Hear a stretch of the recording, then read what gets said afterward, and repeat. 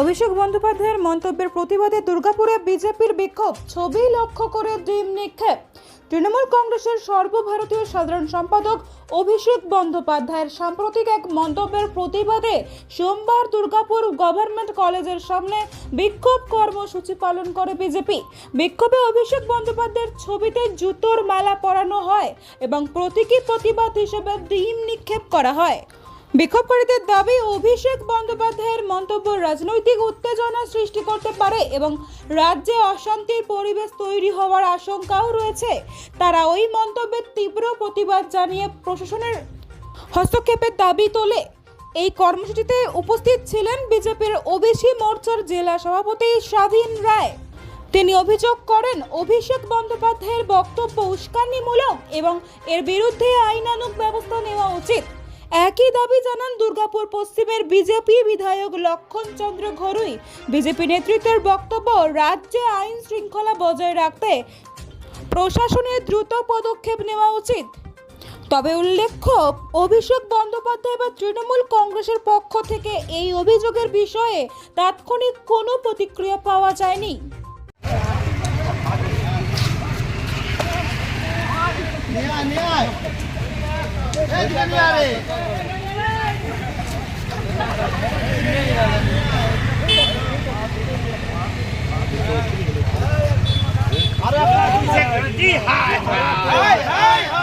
অভিষেক ব্যানার্জি হাই হাই, মমতা ব্যানার্জি হাই হাই, অভিষেক ব্যানার্জি হাই হাই, অভিষেক হাই হাই, অভিষেক ব্যানার্জি হাই হাই।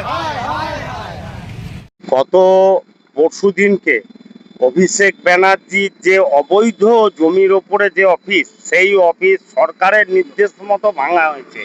তারপরে অভিষেক ব্যানার্জি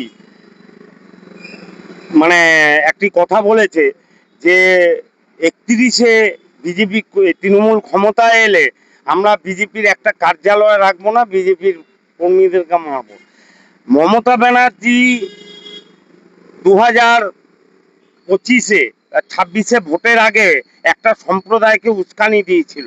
সেই উস্কানিতে বলেছিল যে আমরা যদি এই সম্প্রদায়টাকে ছেড়ে দিই তাহলে হিন্দুদের 12টা বেজে যাবে।